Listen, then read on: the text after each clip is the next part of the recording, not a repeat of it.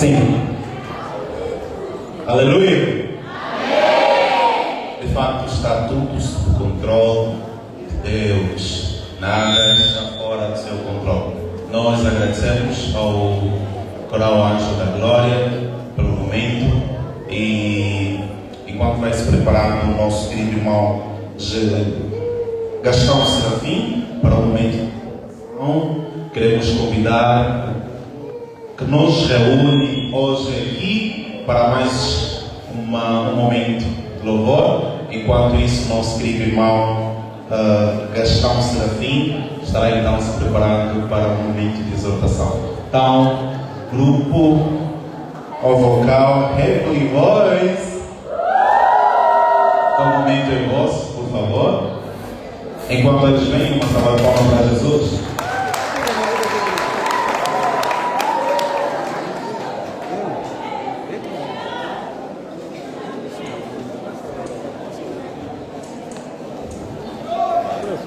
Na boa, né? Na boa, na verdade. Vamos tirar de uma mesa para meter a vida. Só para ter a vida. Vamos arranjar. Na capacidade, para tirar. É só para ter essa maneira de chegar. É só para ter essa maneira de chegar. Porque às vezes aí os produtos estão ali.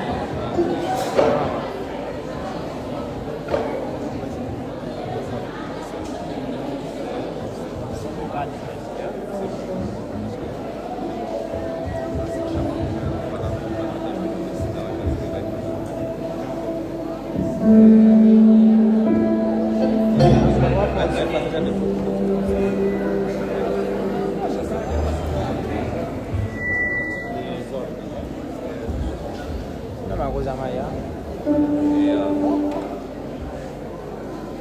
Até graças a Deus, vai lá ver. Inclusive essa oração aqui, podemos acessar.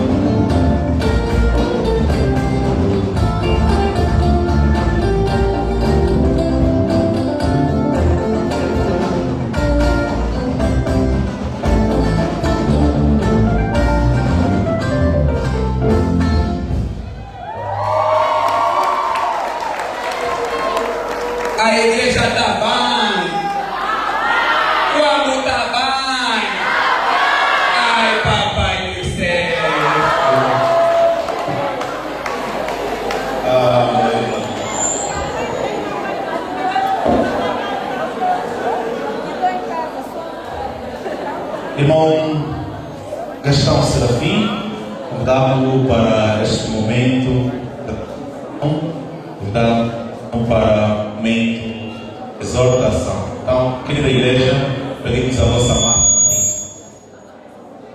Pedimos a vossa máxima atenção no momento da partilha da palavra do Senhor.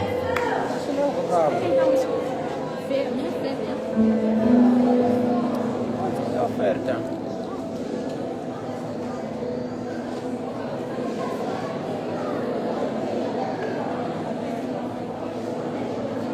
A amada igreja do Senhor, temos irmão?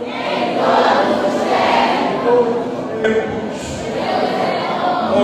Para quem tem consigo a sua Bíblia, vamos então abrir no livro de Efésios, no capítulo 2, faremos menção, primeiro do versículo 11 até o versículo 16.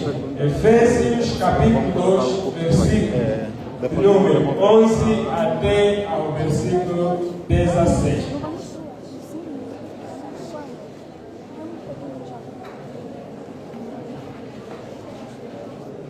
E diz assim a palavra do Senhor. Igreja, diz assim a palavra do Senhor. Vamos responder, meus irmãos. Diz assim a palavra do Senhor. Os irmãos querem ouvir? Parece que os irmãos já estão nervosos, assim é complicado, não vai dar para falar assim. Então, diz assim a palavra do Senhor no livro de Efésios, no seu capítulo 2, a partir do versículo 11.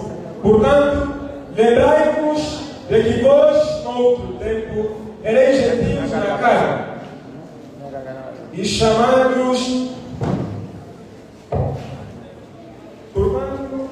Portanto, lembrai-vos de que vós, no outro tempo, ereis gentios na carne, chamados incircuncisão, pelos que na carne se chamam circuncisão, feita pela mão dos homens, que naquele tempo estavais sem Cristo, separados da comunidade de Israel, e estranhos aos concertos da promessa, não tendo esperança e sem Deus no mundo. Mas agora, em Cristo Jesus, vós que antes estáveis longe, já pelo sangue de Cristo chegastes perto, porque Ele é a nossa paz, o qual de ambos os povos fez um, e derrubando a parede de separação que estava no meio, na sua carne desfez a inimizade, isto é, a lei dos mandamentos, que consistia em ordenança, para criar em si mesmo dois um povo, um novo homem, fazendo a paz, e pela cruz reconciliar ambos com Deus em um corpo, matando com ela as inimizades. Vamos passar rapidamente para o capítulo número 4, a partir do versículo 1, que diz assim: rogo-vos, pois, eu, o preço do Senhor, que ateis como é digno da vocação que fostes chamados, com toda a humildade e mansidão, com longanimidade, suportando-vos uns aos outros em amor, procurando guardar a unidade do Espírito pelo vínculo da paz. Há um só corpo e um só Espírito, como também fostes chamados, em uma só esperança da vossa vocação, um só Senhor, uma só fé e um só batismo. Palavras do Senhor. Graças a Deus. Amém. É motivo de grande alegria ter que estar aqui junto para então podermos partilhar aquela que é a boa, gloriosa e doce palavra do Senhor. Então, amados irmãos, o livro em que acabamos de fazer menção, o livro de Efésios, a carta que o apóstolo Paulo escreve para a igreja de Efésios. Então, aqui, a partir do versículo 32, fizemos menção. Primeiro, dizer que, conforme já dizei, o livro de Efésios é uma das cartas paulinas, ou seja, o apóstolo Paulo é quem escreveu para a igreja de Efésios. Então, quais foram os propósitos ou os objetivos pelos quais o apóstolo Paulo decide então escrever essa carta de Efésios para a igreja, ou seja, essa carta para a igreja de Efésios? Primeiro, é para que os irmãos compreendessem que deveriam viver em paz, deveriam viver em amor e deveriam andar em uma unidade de fé. E aqui no livro de Efésios, nós encontramos muitas palavras boas. Principalmente aqui no capítulo 2, onde nós aprendemos que, afinal de contas, nós somos salvos pela graça. E isso não é alguma coisa que vem de nós. Antes, pelo contrário, é dom de Deus para que ninguém se glorie. Amados, qual é o nosso tema? Amada igreja, os irmãos leram o tema? Então, o tema para a meditação desta tarde é Jovens unidos pelo mesmo sangue, declarando em uma só voz o soberano Rei. Jovens unidos pelo mesmo sangue, em uma só voz, declarando o soberano Rei. A igreja pode repetir: jovens unidos pelo mesmo sangue, em uma só voz, declarando o soberano Rei. Muito obrigado. Amados irmãos, aqui no capítulo 12, onde acabamos de fazer menção, do versículo 11 até o versículo de número 16, ele vem relatar acerca da história, ou seja, acerca do que Paulo estava a dizer para a igreja de Efésio. Paulo, ele chega a uma fase da sua jornada e ele olha para os irmãos de Efésio e ele lhes diz assim: amados, vocês precisam entender, vocês precisam compreender que noutro tempo, conforme vimos aqui no versículo 11, que precisam compreender e lembrar que noutro tempo vocês eram gentios na carne. Então aqui nós podemos destacar dois povos. Primeiro, o povo dos gentios, segundo o povo dos judeus. Por que os outros povos eram considerados como gentios? Eram considerados como gentios praticamente aqueles que não adoravam ao Deus de Israel, aqueles que não andavam segundo as ordenanças de Deus. Então, todos aqueles que não ouviam, todos aqueles que não tinham uma aliança, um pacto com o Deus de Israel, esses eram povos considerados como gentios. Então, naquela altura, nenhum dos judeus poderia se misturar com um gentio. Nenhum dos judeus poderia se misturar, por exemplo, com um filisteu, com um cananeu, com de uma outra tribo, de uma outra denominação. Por quê? Porque havia diferença, havia distinção entre os povos, havia uma divisão. Os judeus não se misturavam com os gentios, porque eles sabiam que os judeus tinham uma cultura bastante. Mas os judeus são alguém que não era da linhagem dele. É como se nós estivéssemos a falar com os ímpios. É você olhar para ele e dizer que esse aqui não pertence à nossa jurisdição. Logo, nós não precisaríamos falar com ele. Então, nós também fazíamos parte de um dos grupos. Nós também éramos considerados como gentios. Por quê? Porque não andávamos de acordo com a lei de Deus. Por quê? Porque numa primeira instância a salvação para os judeus, conforme a Bíblia diz, que Cristo veio para os que eram seus, os judeus, mas os judeus não o receberam. Mas a todos aqueles que o receberam, Deus dá o poder de serem feitos filhos de Deus. Então, um Deus soberano, um Deus grande, olha para uma nação dividida. Nós temos a nação dos gentios e temos a nação dos judeus. Eles não podem compartilhar os mesmos hábitos e os mesmos costumes, porque são diferentes. Então isso não é alguma coisa agradável diante de Deus. Então Deus decide tomar uma atitude que poderia unir os povos, que os judeus deixariam de ser judeus, que os gentios deixariam de ser gentios, para passarem a ser simplesmente uma família, para que todos estivessem em uma única unidade de fé. Então Deus, com o seu soberano amor, envia o seu Filho unigênito para morrer, para que aquilo que nos separava não pudesse nos separar mais. Os outros eram circuncidados, os outros não eram circuncidados, isso era alguma coisa que já diferenciava. Então Jesus veio quebrar essa lei, Jesus veio quebrar esse ritual, para que não houvesse mais dissensão entre gentios e judeus, e para que todos nós tivéssemos acesso livre ao trono da graça. Hoje já não temos judeus, não temos gregos, não temos gentios, mas todos nós podemos ter acesso ao trono da graça. Hoje o Senhor nos chama para que possamos ser uma família. Jesus morreu, Jesus se entregou para que nós pudéssemos ser salvos e pudéssemos ser um único povo com um único costume, únicos hábitos, de uma só maneira. Jesus nos chama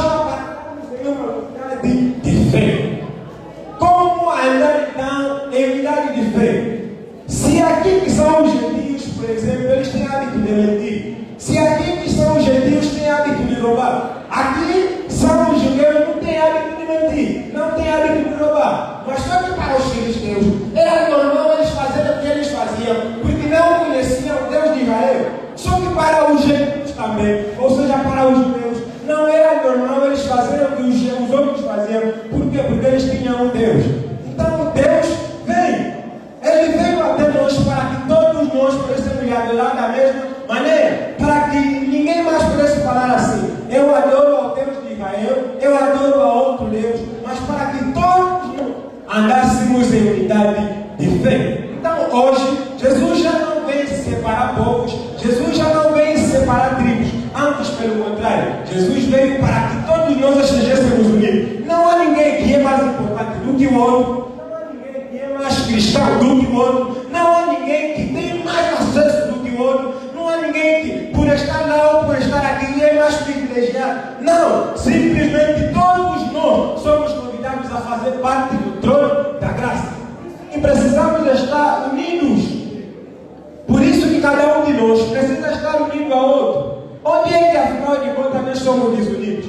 Nós somos unidos na igreja, nós somos unidos no coral, nós somos unidos, às vezes, em casa. Mas será que nós temos permanecido unidos em todas as nossas atitudes? Por quê? Somos jovens do mesmo coral, somos jovens da mesma denominação religiosa. Para um é normal mentir, para o outro não. Para um é normal ofender, para o outro não. Para um é normal ir à festa, se garantir ele vai, quando é domingo também vem adorar. Para ele é normal e ele serve a Deus assim, se é que Deus quer ser. Então, sábado ele ouviu que disse: vai para a festa, 4 horas da se preparou, foi para a igreja. Eu que estava em casa, dormia a buscar a Deus também, vou me encontro com esse irmão do grupo coral, estamos a sentar, estamos todos a cantar para Deus.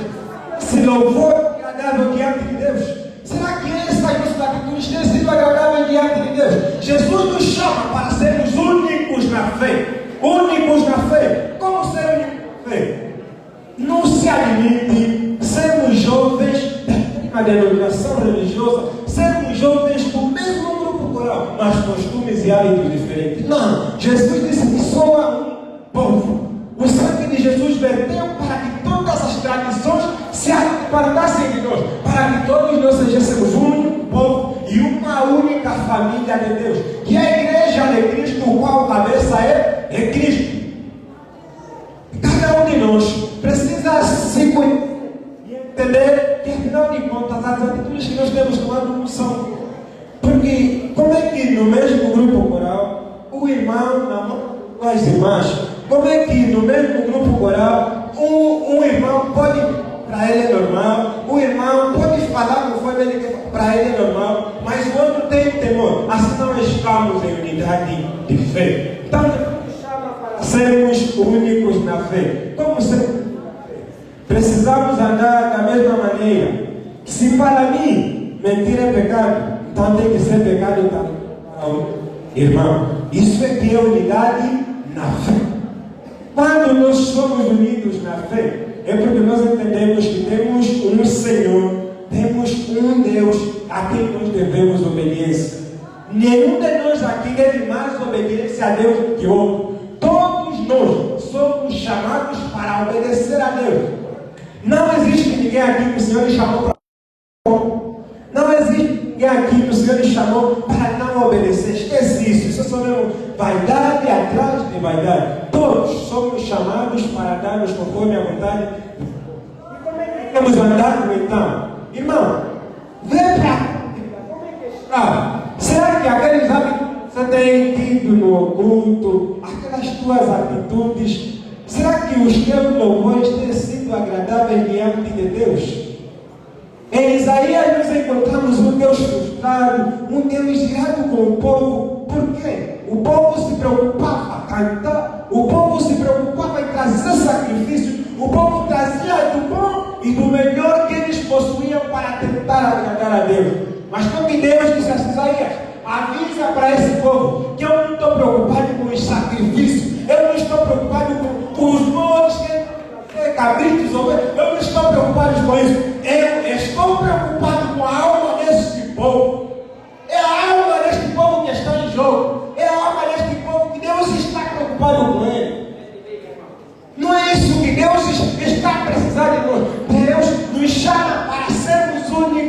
fé. Amados irmãos, nós vamos entender que quando nós formos únicos na fé, a nossa adoração será verdadeira e agradável diante dos olhos de Deus. Porque Deus falou assim: Isaías, manda que esse povo caia, eles não podem mais cantar, porque eles só estão a fazer barulho diante dos meus ouvidos. Eu quero a adoração verdadeira, a adoração que vem do fundo do coração. Até quando, irmão, nós vamos só cantar? Até quando nós vamos viver de rotina? Todos os domingos ir à igreja, mas também quando nós somos à igreja, a festa está aí lá. Até quando, irmão? Tu vais ter essas atitudes, irmão. Entenda que olha Jeremias quando foi chamado para fazer o Senhor. Jeremias primeiro disse assim: Senhor, eu não vou conseguir fazer o teu trabalho, porque primeiro, sou criança. Segundo, eu não sei falar. Olha a sinceridade diante de Deus. Jeremias olhou para a sua vida e ele viu que com as dificuldades que ele tinha, não poderia servir a Deus. Amados irmãos, o problema de muitos serem no último, dizer assim: apartai-vos de mim, vós que praticais a iniquidade, é porque oraste bem, cantaste bem, pregaste bem, mas que dizeste não te gostou aquilo que você falou. Por isso que muitos de nós, seremos ignorados. E assim, por isso que Mateus está dizendo que nem todo aquele que me diz Senhor, Senhor, entrará no reino dos céus. Por quê? Só é fácil. Falasse, ajuda, ora, aqui na igreja, é fácil. Um ímpio, alguém que faz tudo do que faz a vida dele, ele pode sair de lá via cantar também. Pode. E como pode? Ele pode ainda cantar melhor do que eu. Pode cantar. Para quem ele está a cantar? Amados irmãos, para quem nós temos cantado então? A nossa adoração precisa ser verdadeira.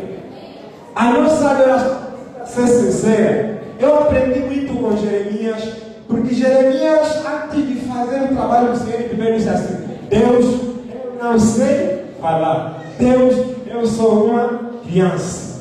Deus, eu não sei falar, eu sou uma criança. Então não tenho como te servir. Então o Senhor aí deu a solução para o problema de Jeremias. O Senhor disse assim: olha Jeremias, não digas que eu sou, que tu és uma criança, porque onde eu te mandar, tu irás.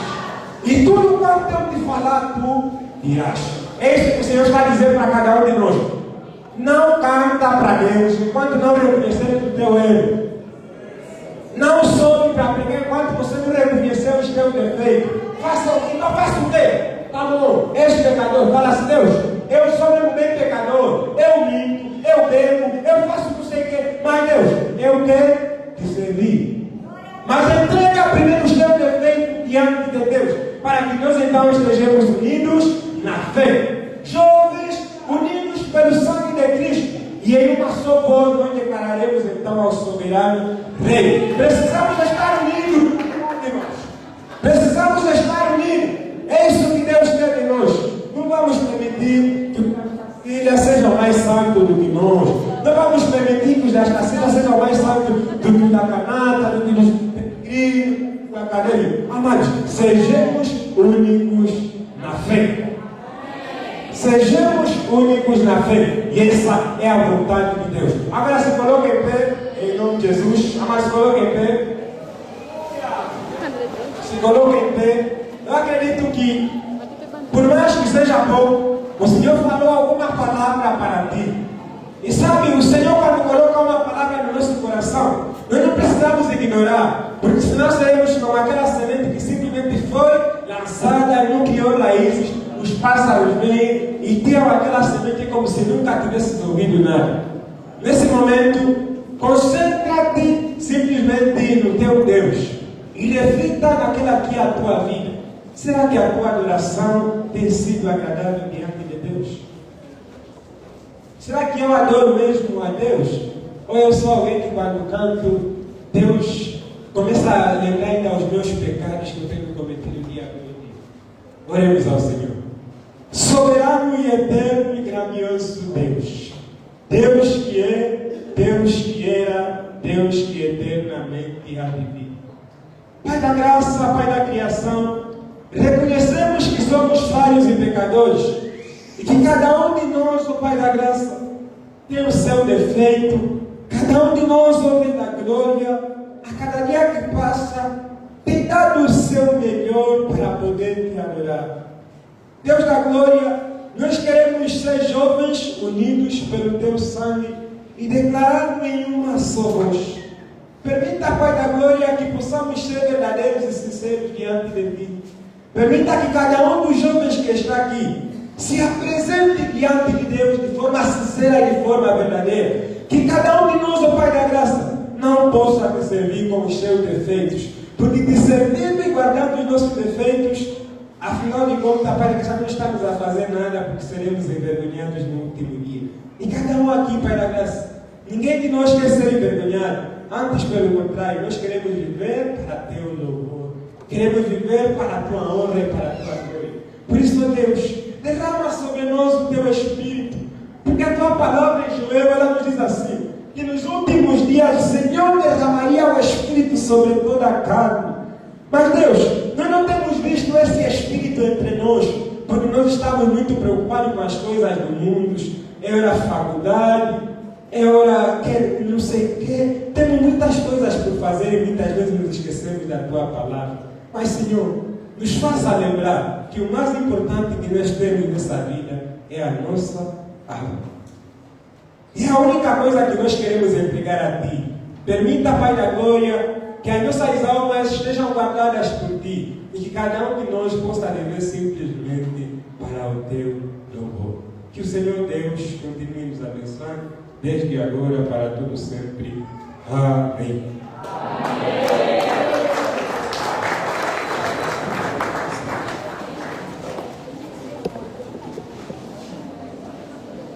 Uma salva de palmas para o Senhor Jesus.